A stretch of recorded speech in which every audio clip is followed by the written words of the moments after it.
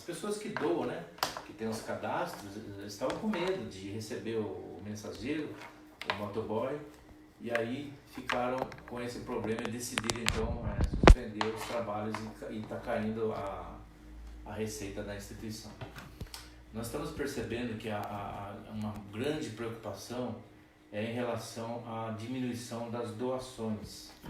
Então o pessoal dos grupos de oração, o pessoal Lions, Rotaries, as pessoas do bem, elas não estão indo mais, né, na instituição, nas LPIs, por causa da questão da vedação devido à quarentena. E isso trouxe um grande problema que está diminuindo as doações de alimentos, fraldas geriátricas, produtos de limpeza e outros materiais. E essas receitas estão caindo, deixando os dirigentes muito preocupados na questão de falta de recurso para fazer pagamentos e cumprimento das suas obrigações. O que a gente tem a dizer em relação a essa questão? Nós entendemos que as ILPIs, nesse momento de crise da pandemia, que está trazendo também, aumentando a crise financeira delas, é importante que vocês fortaleçam o serviço de telemarketing, ou seja, manter o telemarketing ativo, manter os motoboys, na medida do possível, ativos para fazer o trabalho de cobrança, de receber o valor doado, trabalhar no sentido de aumentar a carteira de doadores, isso é muito importante, sensibilizar nesse momento a população das cidades para que elas façam as doações em dinheiro e também em materiais, em produtos, em alimentos, para que não falte nada para a pessoa idosa que está acolhida na instituição. Então é importante esse trabalho de conscientização. Usem o marketing de vocês, usem redes sociais, site, cartazes, tudo que é possível para poder sensibilizar a população. Tá? É uma coisa muito importante. O telemarketing, na verdade, ele pode suprir, nesse momento de crise, as receitas que vocês tiveram a menos, que estão tendo a menos devido a essa vedação que as pessoas não podem entrar na instituição. Eu sei que vocês têm feito assim, providências para que as pessoas vão até o portão para entregar a doação, isso é importante, mas assim, o telemarketing pode ajudar muito. Inclusive as entidades que não têm o telemarketing, é importante também nesse momento que elas possam estar pensando em instalar o telemarketing. É importante, é uma fonte de receita alternativa. Inclusive na semana que vem, na próxima webinar, nós vamos tentar trazer a palavra do pessoal da Somar, é uma empresa que é instalada na cidade de Jaú e tem uma forte experiência de consultoria, de instalação e de treinamento para telemarketing nas entidades assistenciais. Então a gente vai tentar trazer o Márcio para falar um pouquinho desse trabalho que ele tem feito em várias localidades do Brasil. A empresa Somar é uma empresa de confiança, uma empresa idônea, que é parceira nossa aqui da Previner Consultoria. E ele vai falar um pouquinho mais com propriedade a respeito das experiências com telemarketing. É um trabalho muito bacana que tem surtido um bom efeito em relação à receita para as entidades, ok? Eu queria agora que o pessoal que está acompanhando a gente pudesse agora fazer algumas perguntas em relação a esse assunto do telemarketing, para ver se tem alguma dúvida, para ver se tem alguma colocação, alguma colaboração, algum exemplo, alguma experiência a respeito do serviço de telemarketing. Tá? A gente vai abrir esse espaço aí. Enquanto isso, o pessoal vai colocando aí as perguntas, as questões. Eu vou passar também a falar um pouquinho agora de um outro assunto interessante que nós estamos conversando com algumas pessoas e também estamos estudando as normativas e as legislações a respeito de fundo municipal do idoso e fundo estadual da pessoa idosa também, tá? Então, enquanto vocês fazem as perguntas a respeito do telemarketing, eu vou falar um pouquinho agora, aproveitar o tempo, para a gente conversar um pouquinho a respeito de fundos para alternativa de repasse para as entidades nesse momento de calamidade pública. Então, nós tivemos conversando essa semana, esses dias, estudando a possibilidade de liberação de repasse do Fundo Estadual da Pessoa Idosa, que fica em São Paulo. Esse fundo existe já há alguns anos e eles têm uma legislação específica para liberação. Geralmente, a lei permite a liberação desses recursos para projetos apresentados pelas entidades que prestam serviço à pessoa idosa. Então, projetos de alcance, de projeção de resultados junto às pessoas idosas que dão impacto na vida das pessoas. Então, são projetos que são passados por fundo, para o Conselho Estadual da Pessoa Idosa. Aí surgiu a ideia da gente estudar uma possibilidade de articulação do deputado federal Miguel Lombardi, que é do Partido Liberal, ele é da cidade de Limeira, é um vicentino há muitos anos e tem um trabalho muito forte junto à assistência social no Ministério da Cidadania, Ministério da Saúde, e tem uma experiência parlamentar nesse segmento da assistência social e da saúde. Está fazendo um trabalho bacana, apresentando alguns projetos de leis para a melhoria da vida das pessoas idosas, de crianças, adolescentes e também pessoas que necessitam da assistência social no Brasil. Aí, conversando com assessores, surgiu a ideia de ter uma mobilização e o Miguel Lombardi conversar com a liderança do partido dele na Assembleia Legislativa em São Paulo para fazer uma moção, tentar com que a Assembleia emita uma moção. O que é moção? É um documento parlamentar de requisição, um documento emergencial de requisição. Essa moção seria endereçada para a Secretaria Estadual de Desenvolvimento Social e também para o Conselho Estadual da Pessoa Idosa, no sentido de requisitar a liberação de recursos do Fundo Estadual da Pessoa Idosa para serem repassados para fundos municipais da pessoa idosa, e aí esses fundos municipais repassariam para as LPIs devido ao estado de calamidade pública com que se encontra o estado de São Paulo e também o nosso país e os municípios. Então, nesse trabalho de articulação, seria uma tentativa, através do parlamento, para sensibilizar o plenário do Conselho Estadual da Pessoa Idosa e, por fim, conseguir a deliberação de recursos. E esses recursos, pelo mecanismo legal, a hora que chegarem, se isso for aprovado, chegariam no Fundo Municipal da Pessoa Idosa da cidade e, através de uma parceria, um termo de colaboração entre o município e a LPI, os valores seriam repassados, depois seriam gastos e haveria posteriormente a prestação de contas.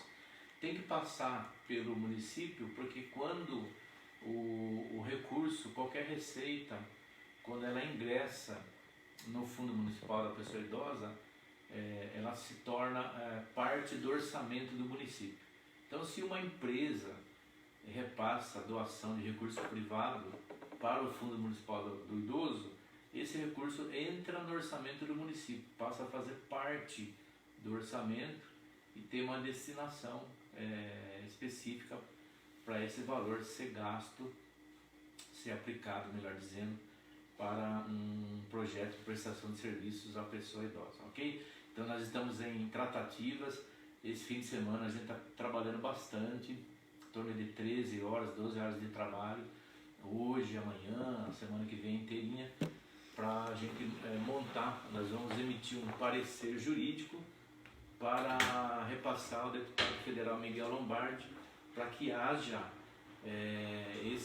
essa articulação, para que ele tenha em mãos um parecer jurídico fundamentado e com todas as razões justificativas, para que ele consiga essa articulação. Então, assim, coloque em orações, né?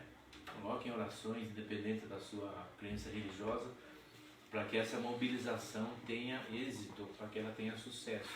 Nós temos que tentar, nesse momento, todo mundo junto, a entidade, os parlamentares, secretários, funcionários, a qualidade do serviço e a promoção humana vai melhorar. E quem ganha com tudo isso é o assistido. É o assistido que vai ter uma atenção, um cuidado e uma proteção melhor perante essa crise da pandemia. Então, coloquem suas orações para que essas mobilizações elas tenham êxito.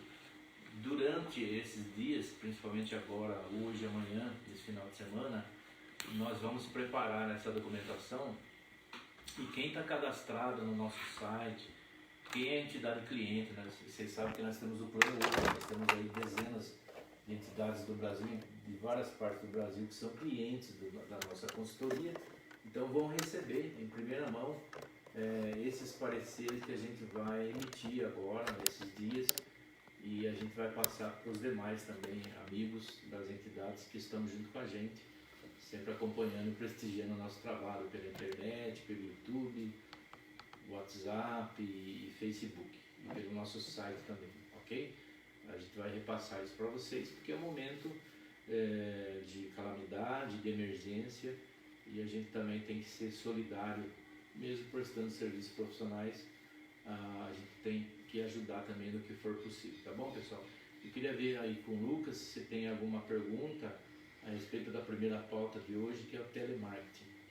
Por enquanto não. Só informar que está participando da Mantina de São Paulo, Junqueirópolis, Potirendaba, também tem o Eduardo Vilaça, Softmulti, Guaxupé, Minas Gerais e Itapeva. A gente está contando agora com 22 participantes. E também estamos ao vivo pelo Facebook.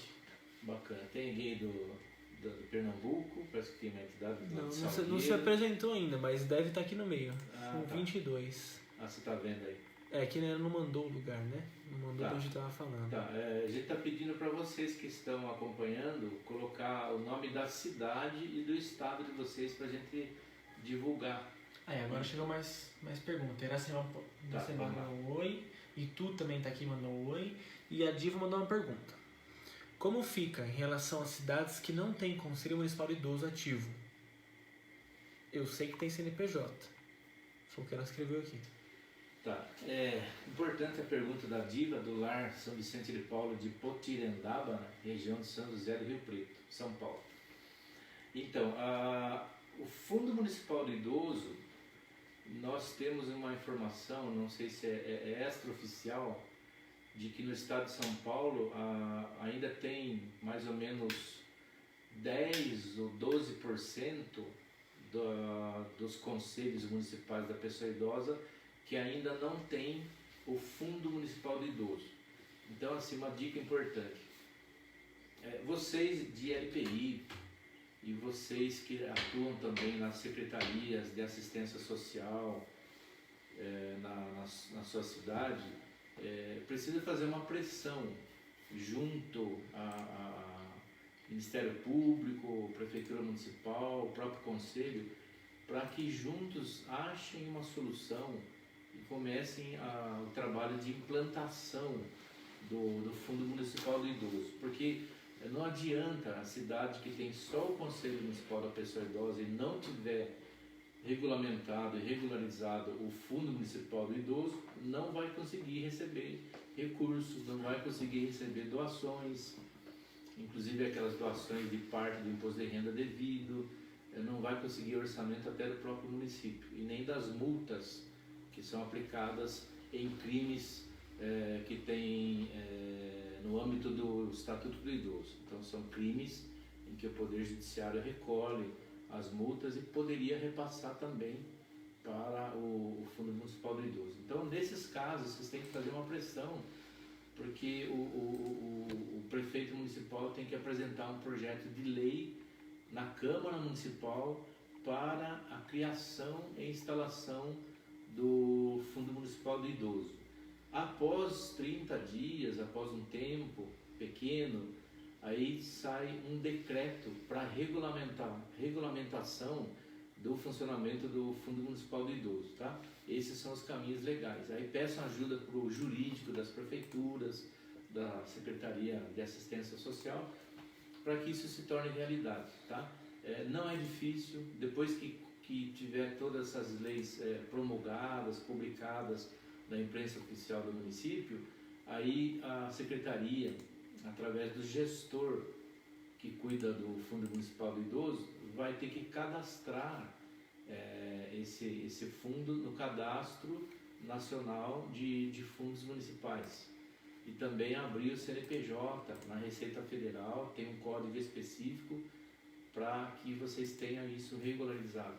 Aí o banco vai abrir a conta específica do Fundo Municipal do Idoso e aí o fundo vai começar a receber receitas e depois o conselho vai deliberar as repasses de recursos para os projetos apresentados, ok?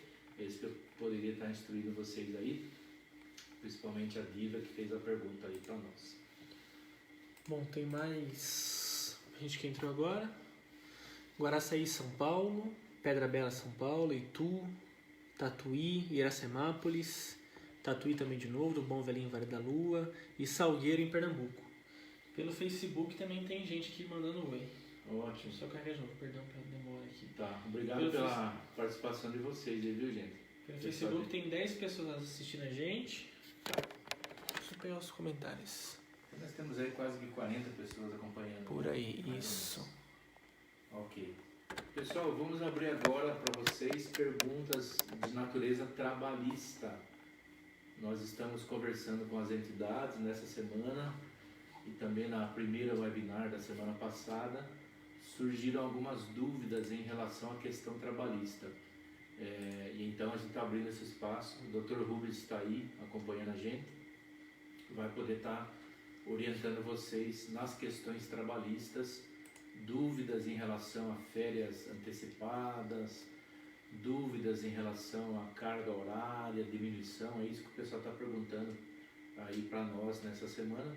Então podem agora começar aí fazer as perguntas, quem está acompanhando, e aí a hora que surgir as perguntas nós vamos passar para o Dr. Rubens Teles de Camargo Júnior, que é nosso parceiro e é especialista em direito do trabalho, ok? Enquanto vocês vão formulando as perguntas, eu vou passar a falar um pouquinho a respeito de dúvidas em relação às solicitações de ofícios, que o pessoal está perguntando bastante também essa semana. Vamos lá. Nós tivemos algumas perguntas nessa semana dessa natureza. Olha, estamos com dificuldades, faltando insumos de enfermagem, faltando fraldas geriátricas, faltando produtos de limpeza e muitas entidades com redução de receitas também, diminuindo doações em dinheiro, diminuindo doações em espécie, e isso está causando muita preocupação para as entidades. Eu vou fazer um parênteses aqui que eu lembrei agora de um assunto ligado ao tema de telemarketing que eu havia esquecido de falar. Depois eu volto nesse ponto aqui dos ofícios para a gente poder ter um entendimento melhor. Na questão de telemarketing, seria o caso, algumas entidades nos passaram informações que começaram a fazer uma campanha mais forte nesse momento, já que o pessoal está com medo de receber o motoboy, está com medo de ter contato, de mexer com dinheiro e tal. Reforçar então uma campanha para emissão de boletos bancários, conversar com os bancos tentar uma taxa baixa nesse momento de crise financeira, para vocês fazerem uma campanha de arrecadação de doações por boleto bancário, que dá para mandar por WhatsApp, dá para mandar por e-mail também. Não precisa ter nem manipulação física de papéis, tudo de forma eletrônica. E aí tentar, dentro da carteira de doadores, esta forma de pagamento que é muito fácil, que é eletrônica. E é fácil para a pessoa pagar, inclusive para quem tem aplicativo pode pagar pelo celular, não precisa nem ir na lotérica, nem no banco, e paga na sua casa, da onde estiver, com o aplicativo no celular. E também a questão de TED, transferência eletrônica direta, eletrônica, a pessoa faz no computador, faz através do celular, e a entidade acaba tendo a garantia dessas receitas. Aí algumas entidades falaram, olha, nós temos aqui uma carteira de clientes e a maioria são pessoas idosas, pessoas de 60 anos para cima. E essas pessoas, a gente sabe, tem algumas dificuldades para trabalhar com a parte da tecnologia.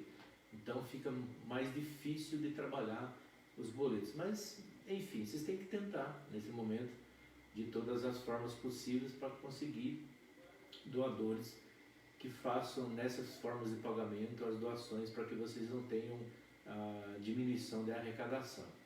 Tá? É isso que a gente tem a falar.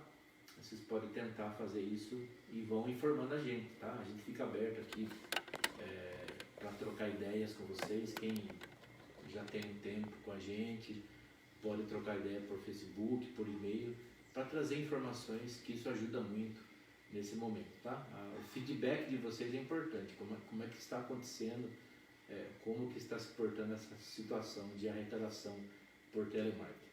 Mas agora, enquanto o pessoal está fazendo as perguntas aí para a questão trabalhista, eu vou continuar aqui falando sobre as questões de ofício de relacionamento com o município. Chegou a pergunta aí?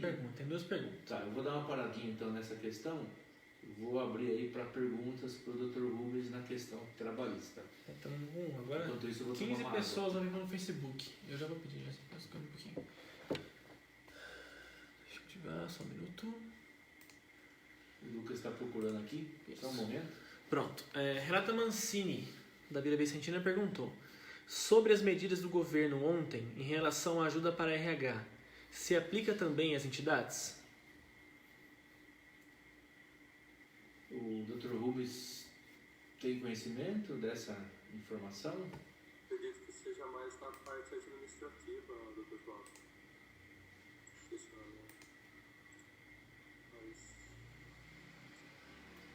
Eu não estou a par dessa informação. O que eu estou vendo, o que eu estou lendo e acompanhei esses dias na internet, nas redes sociais, eu percebi, eu notei que tem uma movimentação do governo federal para repassar auxílios sociais para as pessoas autônomas, as que estão no trabalho informal e as que não têm renda. Então, me parece, eu não cheguei a ler porque, gente, é uma loucura. Tem muita coisa para ler, nós estamos lendo muita legislação, resoluções, decretos, muita leitura, e a gente não está conseguindo absorver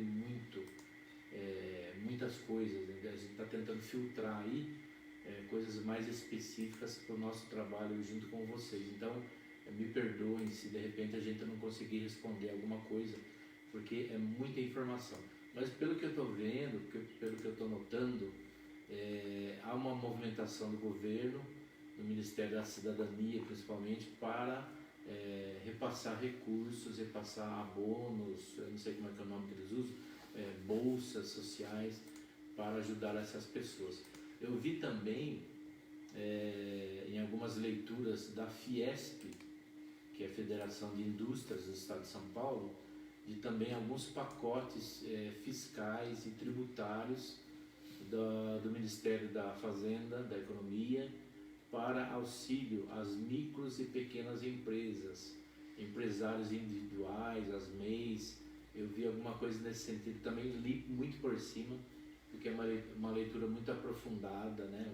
Muita documentação, muita informação, mas eu sei que está tendo essas liberações, algumas coisas ainda tem que passar pelo Congresso Nacional, é importante, tá? O Congresso Nacional está trabalhando em regime extraordinário, de forma remota, para apreciar essas medidas governamentais de emergência e depois para que possa estar esses recursos chegando às microempresas também.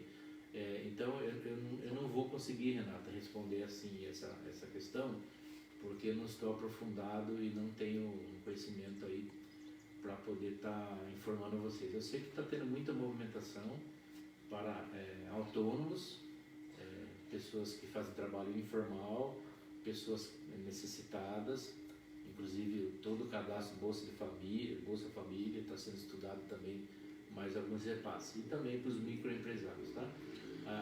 Alguém perguntou hoje para mim de manhã no Facebook se tinha alguma medida de auxílio para as ILPIs também. Eu sei que está tendo uma movimentação, tá?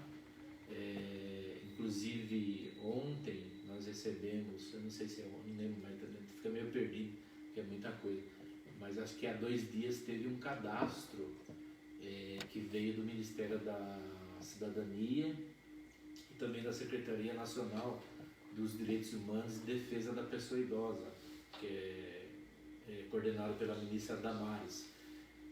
Teve uma articulação muito forte do Miguel Lombardi, deputado federal, para essas ministérios, secretarias, um trabalho de pedido de auxílio do governo federal com recursos ou com materiais para ajudar as LPIs nesse momento crítico.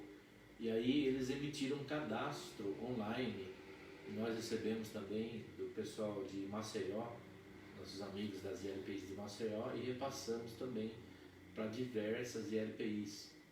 Então, caso você que está acompanhando agora não estava sabendo disso, não recebeu nada, entre em contato conosco pelos nossos e-mails, pelo nosso WhatsApp, pelo Facebook, que a gente vai enviar o link para vocês, tá?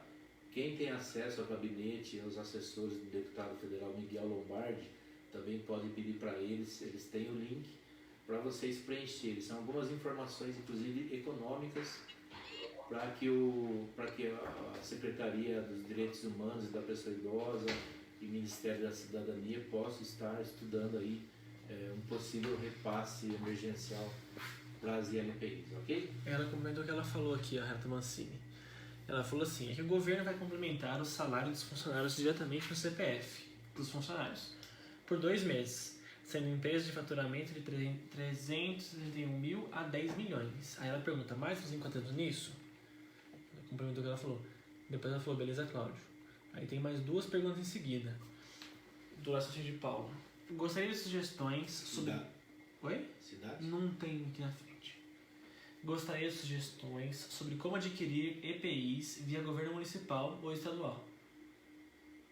Ok, vamos lá. Nós comentamos isso na semana passada, no primeiro webinar. Vamos reforçar aqui, porque acho que tem algumas pessoas que estão acompanhando que não assistiram. Inclusive avisar vocês que tá no YouTube o vídeo da primeira webinar. É um vídeo de 1 hora e 5 minutos, tá?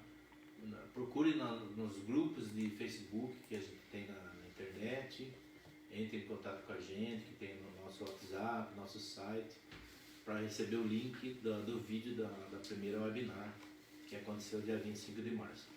Vamos lá, auxílio de recursos ou materiais do governo municipal para as ILPIs.